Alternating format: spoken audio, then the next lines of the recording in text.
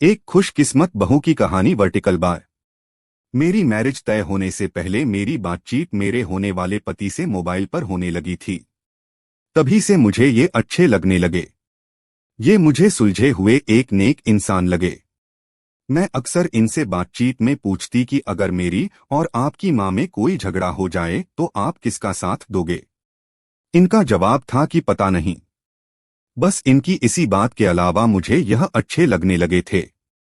जब मैं पहली बार इनके इस घर में आई तो बहुत अजीब सा था। मेरे घर में सब इतना घुल मिल कर रहते थे कि कभी कभी तो हम मजाक में किसी एक को चिढ़ाने के लिए उसकी थाली से खाना खा जाते थे। और यहाँ पर मजाल है कि कोई भी एक कमरे में एक टेबल पर साथ बैठकर खाना खा ले।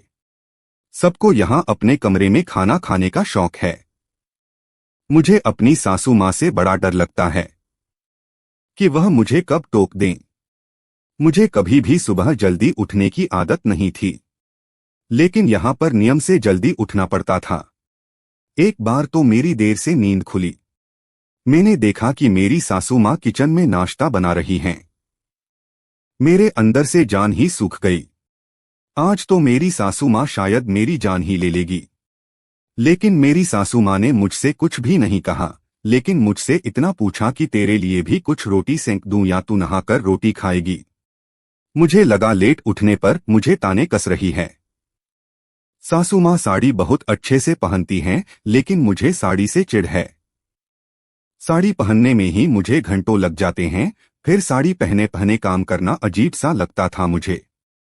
हर समय साड़ी को सही करना, फिर से साड़ी को ठीक करना पड़ता था, नहीं तो सासू माँ टोक देती थी कि मुझे तमीज नहीं है। साड़ी पहनने की उसे ठीक से पहना करो। एक बार तो चिढ़कर बोली कि जब साड़ी नहीं पहनना आता तो साड़ी पहनना सीख लो, या जो पहनना आता है वही पहनो। साड़ी पहनकर कार्टून क्यों बन जाती हो।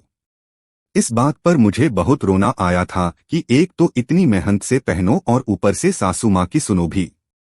मैंने यह ठान लिया कि अब साड़ी जाए चूल्हे में। मेरे पति की भी यह बड़ी खराब आदत थी कि वह घर आते ही पहले अपनी माँ के पास जाकर बैठ जाते थे, और कभी तो घंटों तक सासू माँ के पास बैठे रहते थे। किसको अच्छा लगेगा कि उसका पति अपनी माँ के पास बैठ जाए और मेरे पास न बैठे। ना जाने क्या दोनों के बीच खुसुर फुसुर होती थी। कई बार जब बहाने से मैं दोनों के सामने आ जाती तो ऐसा लगता जैसे दोनों ने बात ही बदल दी हो। एक बार मैं चाय बिस्कुट लेकर अपनी सासू माँ के पास गई तो सासू माँ बोली कि बेटा तू इतना परेशान क्यों हो रही है, कभी चाय तो कभी पानी लेकर देती है। अब जा थोड़ा आराम कर ले या यहीं बैठ जा मेरे पास। उस दिन तो मैं उनके पास से चली आई। फिर मैंने सोचा कि जब खुद ही सासू माँ मुझसे कह रही हैं तो कल से मैं उनके साथ ही बैठूंगी। जब मैं उनके साथ बैठी तब मुझे लगा कि माँ बेटा तो फालतू की बातें करते रहते हैं, या फिर मेरे सामने ऐसा बनने की कोशिश कर रहे हैं। जब मैं माँ बनने वाली थी तब मैंने डरते डरते सासू माँ से पूछा कि माँ आप बच्चे का क्या नाम रखेंगी। तब सासू माँ ने कितना खुश होकर मुझसे कहा कि कान्हा नाम रखूंगी। फिर मैं डर गई और पूछ ही नहीं पाई कि अगर मेरे बेटी हो गई तो फिर। मैंने क्या सोचकर वह दिन काटे, और जब मेरे बिटिया पैदा हुई तो पिछले कई दिन से रामायण पढ़ती मेरी सासू माँ की आंख में आंसू मैंने देखे थे। लेकिन वह आंसू खुशी के थे या दुख के मुझे पता नहीं, लेकिन कई महीनों तक उसकी मालिश से लेकर सब काम वह स्वयं ही करती थीं। आज सालों बाद मैं यह सोचती हूँ कि मैं खुद अपनी सासू माँ में अपनी माँ को खोजती थी, और क्या मैं खुद उनकी नजरों में बहू की जगह बेटी बन पाई थी।